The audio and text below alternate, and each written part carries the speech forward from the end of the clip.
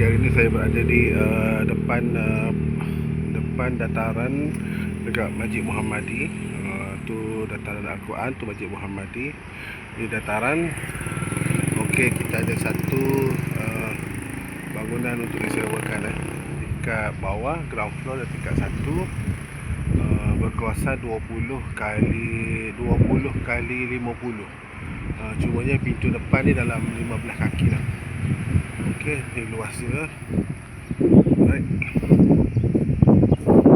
Itu dia lah. Itu dia. Okey, ni pintu ke atas dan ada pintu belah dalam. Itu besi. Ni kawasan bawah, ground floor. Okey. Aircon saya tak pasti, centralized, saya tetap lampu available. Ni bawah tangga. Okey, boleh buat office. Lepas tu ada ruang simpanan dan tu belakang nak tutup pun boleh. Okey, toilet ada 2. Satu toilet, satu bilik air lah. Lepas tu ada mesin ni lah. Okey, jadi berkeluasan 20 kali 50 termasuk bawah tangga lah.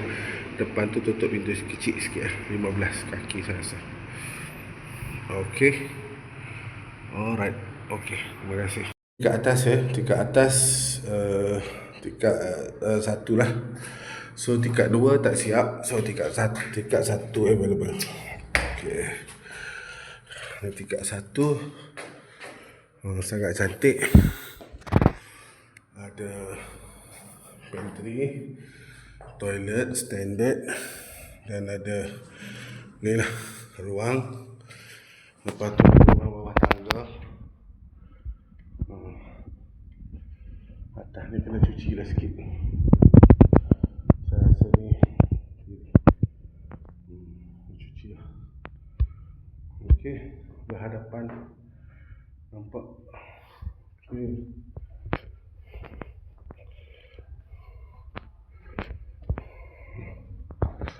Sini pun ada bilik satu. Harga dah termasuk atas bawah.